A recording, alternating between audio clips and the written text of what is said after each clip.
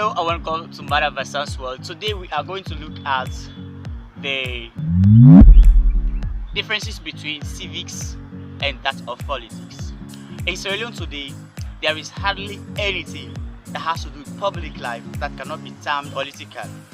If you say something that is that is factual about the current situation, as long as it's a goal against the government, they will term it as political. If you say something that is a goal against the opposition, they will term you as a supporter of the government. How can we really fight this? What does civic mean and what does politics mean? With me in this session, we are going to connect with one of my favorite senators, even though if I were in the United States, I would not have been Republican, but he's my favorite senator and he's like a mentor to me.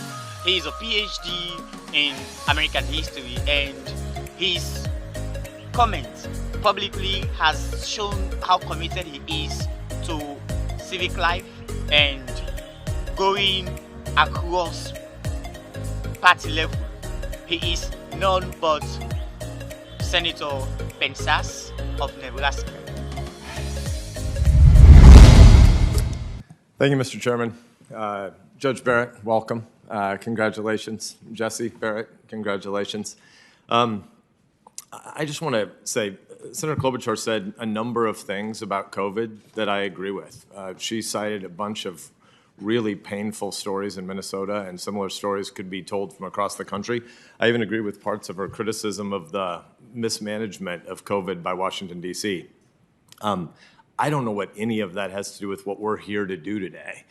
Huge parts of what we're doing in this hearing would be really confusing to eighth graders. If civics classes across the country tuned into this hearing and tried to figure out what we're here to do, and they heard as much as they've heard about 2009 Finance Committee debates about what should be in a healthcare reform package. I'm blessed to sit not just on the Judiciary Committee, but also on the Finance Committee. And lots of the discussions we've had in here today fit better in a Finance Committee hearing than in a Judiciary Committee hearing. So I think it would be very useful for us to pause and remind ourselves and do some of our civic duty to eighth graders to help them realize what a president runs for, what a senator runs for, and on the other hand, why Judge Barrett is sitting before us today, and what the job is that you're being evaluated for. So if we can back up and do a little bit of eighth grade civics, I think it would benefit us and benefit the watching country, and especially watching eighth grade civics classes. So I'd like to distinguish first between civics and politics, because there was a time, the chairman said at the beginning of this hearing, there was a time when people that would be as different as Ruth Bader Ginsburg, and she was a heroic woman, that's absolutely true, and Antonin Scalia, another brilliant mind and your mentor, people that different could both go through the Senate and get confirmation votes of 95 or 98 votes. And the chairman said at the beginning of the hearing, he doesn't know what happened between then and now. I think some of what happened between then and now is we decided to forget what civics are and allow politics to swallow everything. So if I can start, I'd like to just remind us of the distinction between civics and politics. Civics is the stuff we're all supposed to agree on, regardless of our policy views differences. Civics is another way we talk about the rules of the road. Civics 101 is the stuff like Congress writes laws, the executive branch enforces laws, courts apply them. None of that stuff should be different if you're a Republican or a Democrat or a Libertarian or a Green Party member. This is basic civics. Civics is the stuff that all Americans should agree on, like religious liberty is essential. People should be able to fire the folks who write the laws, and the voters can't fire the judges. Judges should be impartial. This is just Civics 101. Politics is different. Politics is the stuff that happens underneath civics. Civics is the overarching stuff we as Americans agree in common. Politics is the subordinate, less important stuff that we differ about. Politics is like if I look at my friend Chris Coons and I say, listen up, jackwagon, what you want to do on this particular finance committee bill is going to be way too expensive and might bankrupt our kids. Or if Chris looks back at me and says, listen up, jackwagon, you're too much of a cheapskate and you're underinvesting in the next generation. That's a really important debate. That's a political debate. That's not civics. Civics is more important than that. Civics doesn't change every 18 to 24 months because the electoral winds change and because polling changes. I think it's important that we help our kids understand that politics is the legitimate stuff we fight about, and civics is the places where we pull back and say, wait a minute, we have things that are in common, and before we fight again about politics, let's reaffirm some of our civics. So I'd like to have just sort of a basic grammar of civics for 5 minutes, one thing that we should all agree on, and two things that we should all disagree with. We should agree on it, but one thing that we agree about and are in favor of, and two things that we agree on that we should all reject. First, a positive, grand, unifying truth about America, and that is religious liberty. Religious liberty is the basic idea that how you worship is none of the government's business. Government can wage wars, government can write parking tickets, but government cannot save souls. Government's really important. War is important. Parking tickets are important. But your soul is something that the government can't touch. So whether you worship in a mosque or a synagogue or a church, your faith or your lack of faith is none of the government's business. It's your business and your families and your neighbors and all sorts of places where people break bread together and argue, but it's not about power, it's not about force, it's not about the government. This is the fundamental American belief. Religious liberty is one of those 5 great freedoms clustered in the First Amendment. Religion, speech, press, assembly, and protest. These 5 freedoms that hang together that are the basic pre-governmental rights are sort of civics 101 that we all agree on well before we ever get to anything as relatively inconsequential as tax policy. So civics should be the stuff we affirm together.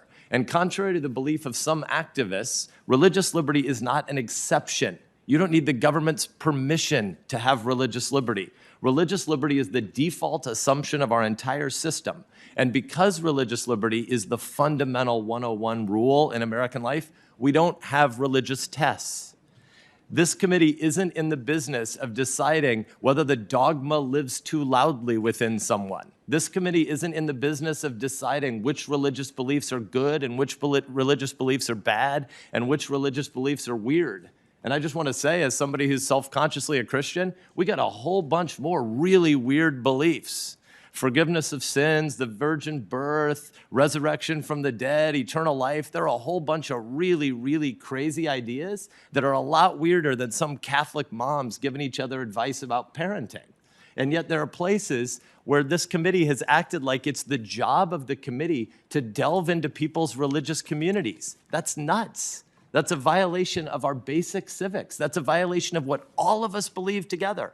This is not a Republican idea. It is not a Democrat idea. It's a Democrat idea and a Republican idea, but more fundamentally, it's an American idea. And the good news is, whether you think your religious beliefs might be judged wacky by someone else, it's none of the business of this committee to delve into any of that in this context. Because in this committee and in this Congress and in this constitutional structure, religious liberty is the basic truth. And whatever you or I or Judge Barrett believe about God isn't any of the government's business. We can all believe in that in common. We should all reaffirm that in common, and that should be on display over the course of the next 4 days in this committee. Now, a couple of terms that all of our 8th graders should know as things we should reject in common. And again, shared rejection, not Republican versus Democrat or Democrat versus Republican, but a shared American rejection. And the first is this: judicial activism.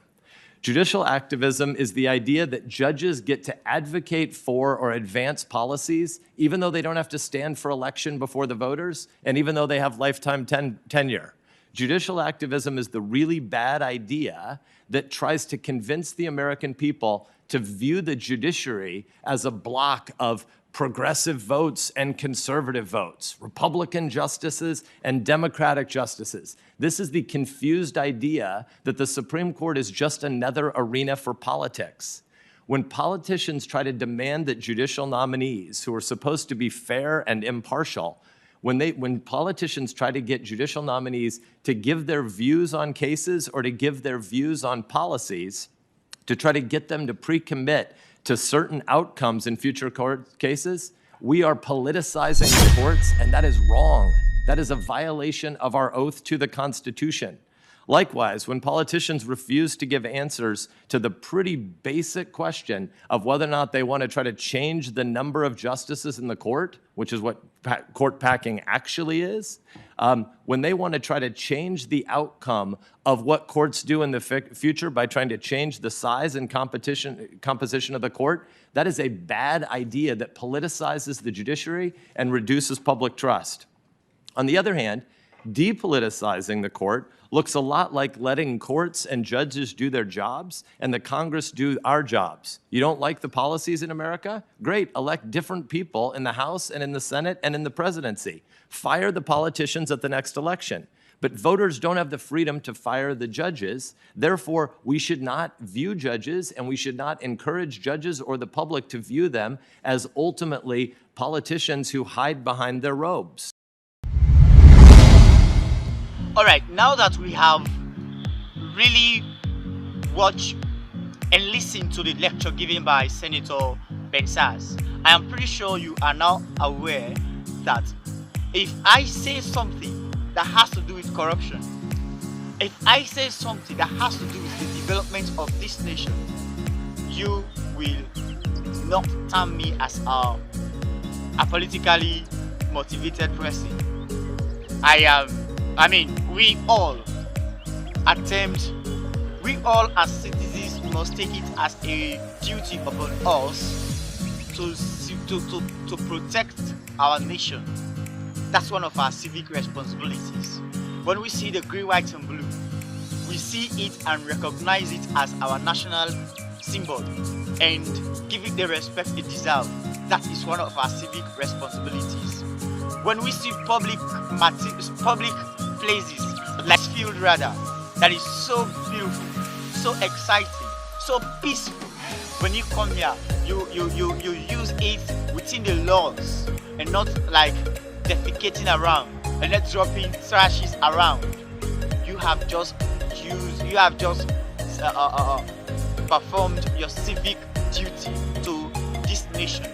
When you go into public buses, you manage it well. You make sure you do not go about tearing the chairs, especially the school bus, okay, that is provided by the government. You make sure you use it and not tear the chairs or not spoil them. You are performing your civic duty.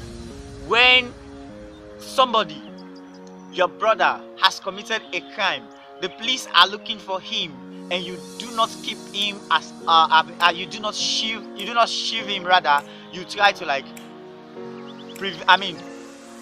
help the police, help the security personnel to render justice. You have performed your civic responsibility. When you are crossing the road, you meet kids that are underage. You for sure know that they cannot cross for themselves, and you help them cross the road. You have performed your civic responsibility. So it is not only when we want to go in for powers, we want to go in as honorables, as councillors, that we have to identify ourselves with our nation. Or it is not until you wear red or green before you start talking on national issues. It is our responsibilities to pay our taxes on time and see that our leaders really perform the duties for which we are paying the taxes for. I am pretty sure we are going to continue with this lesson on civics because the institution that is charged with this responsibility, I am pretty sure they are just taking free money. One of the reasons why today our youth can easily jump into the street when a political leader is called upon to answer questions on corrupt issues is because we still do not know our responsibilities as citizens to this nation. One of our responsibilities as citizens is also respecting our authorities. Because this is even that is in Sierra Leone we are lucky. I am not sure if there is anybody here who is really a true Sierra Leonean that is neither Christian nor Muslim. Okay? And either of those books. And even if we have the African traditional worshippers, in their religion, um, there is high regard for the priests, those who are in authorities. There is high regard for the chiefs, okay, those who were chosen by God. So respecting our national authorities is another civic responsibility that we all should pay attention to. But not like the things that we see on social media. If it has not been for election, that you can hardly see a Donald Trump recklessly designed on Facebook or WhatsApp. You can hardly see that if election has not come. You can hardly see a recklessly designed man, Joe Biden, the president-elect of the United States. Stuff like this can hardly happen, and we are always saying we even America said this something happened there, but we don't want to do exactly what the Americans do. They are not 100%. There are several lapses in the American system. But if we are always modeling our nation on America, something they happen, the UK, something. When was the last time you saw a cartoon of, even though he's so ugly, but when was the last time you saw a cartoon of Boris Johnson? No, hardly. You can't. You because they think talking trash about their national leaders, you are betraying your oath of allegiance to the nation. And we are always singing the national pledge. You pledge your love and loyalty to the country of Sierra Leone, but we want to put red or green ahead of everything we do. So please, let us stop this bad posting about our own leaders. Okay? They are there today. You can be there tomorrow. Let us support ourselves as a nation. If our government does something good, let us rally behind the government. If there is somewhere there are lapses, let's talk about them and not see the lapses and then you keep quiet. The president himself has said once that he believes in critical minds. Not somebody, if you do something small, when at the wrong one, or man palambrena and clap. That was the more reason why president how do you call it, president Kuruma failed. Because people were just clapping and not really critiquing the man. When we fail in our civic responsibilities, that is what we happen to see. Several corruption taking place without anybody taking responsibility. Thank you, and please do not forget, don't leave this place without leaving your comments on whatever has been discussed here, without giving us a thumbs up or hitting on the subscribe button and hitting on the bell icon.